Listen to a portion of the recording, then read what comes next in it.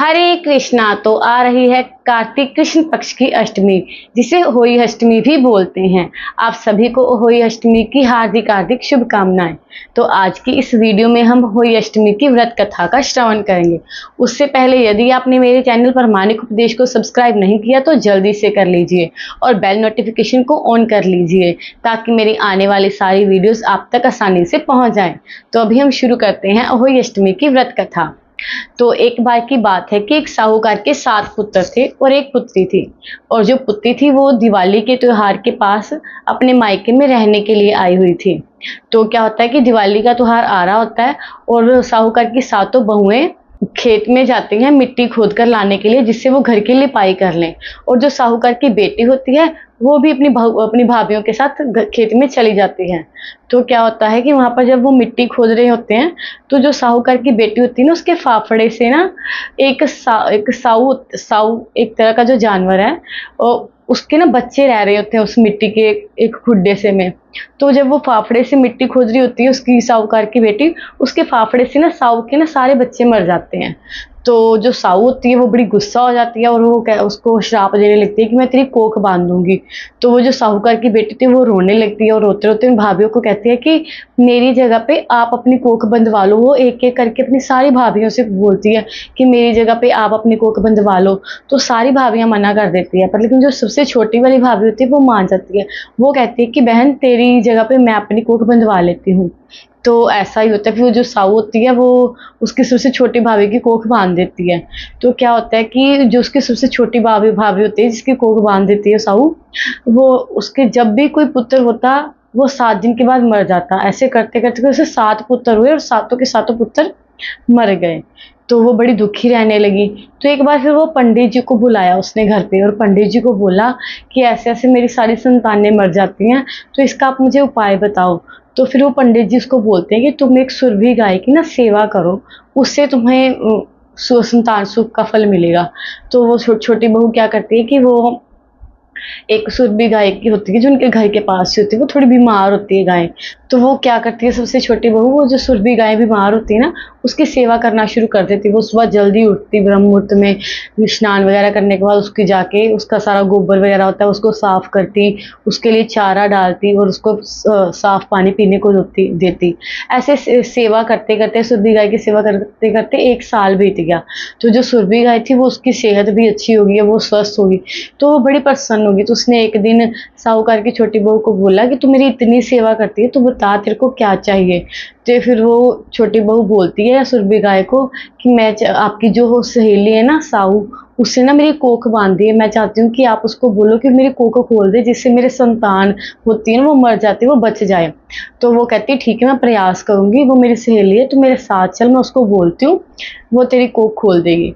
तो वो दोनों चल पड़ती हैं अपनी उस साऊ माता के पास। तो जाते जाते रास्ते में वो बड़ी थक जाती है क्योंकि बहुत दूर होता है, जहाँ साऊ माता होती है वो बहुत दूर रहती है। तो वो रास्ते में जाते जाते थक जाती है और एक पेड़ के नीचे बैठ के आराम करने लगती हैं। तो क्या होता है कि उस पेड़ के ऊपर ना एक गरुड़ गरुड़ जो फीमेल गरुड़ होती है ना उसके बच्चे का घोंसला होता है। तो वो बच्चे उसमें बैठे होते हैं मादा गरुड़ के ना। तो वो जो सबसे छोटी बहू है जो साहूकार की, वो देखती है कि घोंसले में बच्चे बैठे और एक सांप आ रहा है उसको खाने के लिए, उनको मारने के लिए। तो क्या करती है वो उस सांप को ना एक पत्थर उठा के मार देती है और सांप मर जाता है। और जैसे ही मादा गरुड़ आती है देखती है और वो खून देखती है, उसको लगता है कि इसने मेरे बच्चों को मार दिया। तो वो अपनी चोंच से ना सबसे छोटी बहू को मारने लग जाती है। तो फिर वो बहू बोलती है कि मैंने तेरे बच्चों को बचाया है, एक सांप से मारा नहीं है। तब फिर वो जो मादा गरुड़ होती है वो बड़ी खुश हो जाती है, फिर कहती है कि बता तुझे क्या चाहिए, मैं तेरी कैसे मदद कर सकती हूँ। तो वो बोलती है कि मैं और मेरी ये सुरभि गाय हम ना साऊ माता के पास जा रहे हैं, तो हमें ना वहां पर तक छोड़ दे। तो वो गरुड़ानी क्या करती है कि अपने पीठ पे सुरभि गाय और बहू को बिठाती है और उनको जल्दी से साऊ माता के पास ले जाती है। तो जब वो अपनी साऊ माता के पास पहुंचती है तो वो सुरभि गाय को देख के बोलती है कि बहन तू तो बड़े दिनों बाद आई है, तू कैसे क्या हुआ कि तू इतने दिनों बाद आई है। तो साहू माता देखती है कि सुरभि आई है और उसके साथ वो बहू भी आई है, तो वो बड़ा स्वागत करती है और कहती है कि बहन तू इतने दिनों बाद आई है, क्योंकि वो फ्रेंड्स होती हैं साहू माता और सुरभि गाय। तो सुरभि गाय माता को बोलती है कि मैं तेरे पास से कुछ मांगने के लिए आई हूँ, तू मुझे वचन दे कि तुम वो मुझे देगी जो मैं तुझसे मांगूंगी। तो साहू माता कहती है ये भी कुछ कहने की बात है, मैं तुझे वचन देती हूँ कि तू जो मुझसे मांगेगी मैं तेरे को दूंगी। तो वो कहती है कि ये साहूकार की सबसे छोटी बहू है, तूने इसकी कोख बांध दी है, तो इसकी कोख खोल दे जिससे इसके सारे बच्चे बच जाए, जो हुए थे वो भी जीवित हो जाए। तो फिर उसने माता ने तो वचन दे रखा होता है सुरभि गाय को कि मैं तू जो मांगेगी मैं दूंगी। तो फिर वो कहती है तूने तो मुझे छल लिया, मैंने तो इसकी कोख बांधी थी, पर लेकिन तूने मुझसे वचन लेके ना तूने मुझे छल लिया, ठग लिया तूने, मुझे तो ये अब वरदान देना ही पड़ेगा इसको, संतान सुख का। तो फिर क्या करती है माता चीची उंगली से जल का छींटा मारती है, उसको संतान सुख का वरदान देती है। तो उसके जो 7 पुत्र मर गए होते हैं वो जीवित हो जाते हैं। तो फिर सुरभि गाय बोलती है कि इसको रहने के लिए अच्छा घर भी चाहिए, तो उसको घर का वरदान भी दे। तो फिर वो और जो साहू माता है वो फिर से छींटा मारती है, उसकी जो झोंपड़ी होती है उसकी जगह पे एक बड़ा सा महल बन जाता है। फिर सुरभि गाय माता को बोलती है कि इनको रहने के लिए, खाने पीने के लिए धन संपत्ति भी चाहिए, अन्न भी चाहिए, तो ना तू इनका घर ना अन्न और धन से भर दे। तो साहू माता फिर से छींटा मारती है और उसका जो घर, जो महल बन गया, अब झोंपड़ी जो महल बन जाती है, वो घर धन और अन्न से भर जाता है। तो इस तरह फिर वो बड़ी प्रसन्न होती है और वहां से चले जाते हैं। और जब वो जाने लगती है तो साहू माता बहू को बोलती है, साहूकार की छोटी बहू को बोलती है कि तू आने वाली होली अष्टमी का माता का व्रत करना और उसका उपवास करना और उद्यापन भी करना। तो वो अपने घर जाती है। फिर ऐसे कार्तिक मास की अष्टमी, होली अष्टमी आती है, तो वो दीवार पे होली अष्टमी की माता की फोटो बनाती है और 7 होइयां बना के उसका पूजन करती है, उपवास रखती है, सारा उद्यापन करती है।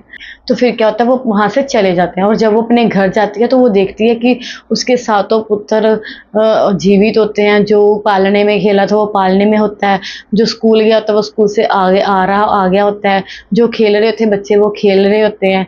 तो ऐसे उसके 7 के 7 पुत्र जीवित होते हैं। घर पे जाती है और झोंपड़ी की जगह पे महल बना होता है और घर में पूरा धन अन्न भरा होता है।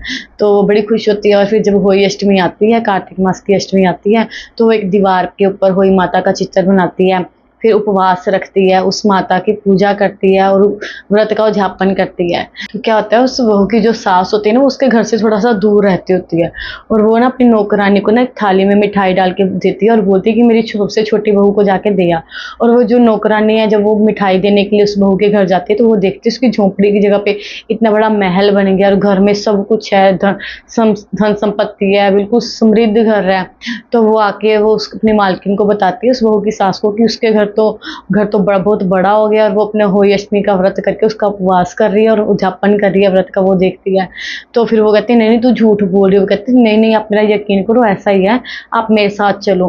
फिर वो जहाँ पर उसकी झोंपड़ी होती है उसकी बहू की, वो जाती है, देखती है कि इतना बड़ा महल बन गया है और बहू होली अष्टमी का व्रत का उद्यापन कर रही है। तो वो जाके बहू के गले लग जाती है और जब बहू होती है वो सासू माँ के पैर छूती है। फिर उसकी बहू सास जो होती है उससे माफी मांगती है कि मैंने तुझे इसीलिए घर से दूर भेज दिया था कि अगर तू हमारे साथ रहती तो तेरी जेठानियां तेरे को ताने मारती भी, तेरे संतान नहीं है, तू ऐसी है तू वैसी है, तो इसलिए मैंने तेरे को यहाँ पर भेज दिया था। तो फिर वो बताती है, फिर वो पूछती है कि ये सब कैसे हुआ। फिर वो बताती है कि मैंने कैसे सुरभि माता गाय की सेवा करी पूरा साल, फिर सुरभि माता की वजह से मुझे ये वरदान मिला और मेरे सारे पुत्र भी जीवित हो गए। तो फिर वो दोनों मिलके होली अष्टमी का पूजन पूरा करती हैं और होली अष्टमी को बोलती हैं कि जैसा आपने साहूकार की बहू के साथ जैसा पहले किया वैसा किसी के साथ मत करना, और जैसा दोबारा बाद में किया उसके सारे पुत्र जीवित कर दिए, इतना बड़ा महल दे दिया उसको, इतनी धन समृद्धि दी, वैसा सबके साथ करना। और जो भी इस कथा का श्रवण करता है और सुनाता है और हुंकारा भी भरता है तो उसके बच्चों की दीर्घ आयु का फल देना, सुख समृद्धि का फल देना और उनके बच्चों को हर कष्टों से दूर रखना। तो ये थी आज की हमारी होली अष्टमी की व्रत कथा। मैं आशा करती हूँ कि आपको ये अच्छी लगी होगी, और आप प्लीज़ अगर आपको ये अच्छी लगी हो तो कमेंट में हरे कृष्णा जरूर लिखिए। हरे कृष्णा।